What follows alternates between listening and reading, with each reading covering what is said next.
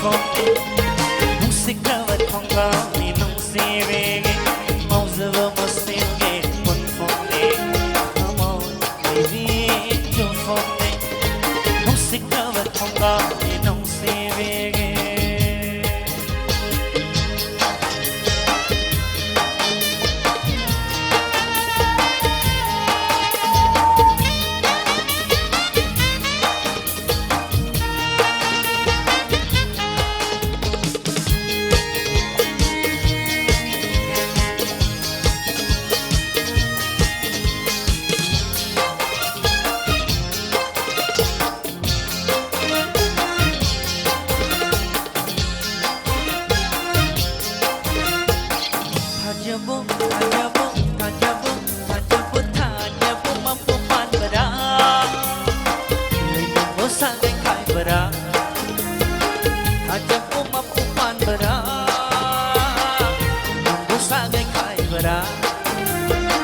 Berhenti mekesah cek berhenti ay hasrat berhenti mekesah cek berhenti ay hasrat não se cava tonga nem não se vê não se vamos ser pon fome amor de fome não se cava tonga nem não se vê.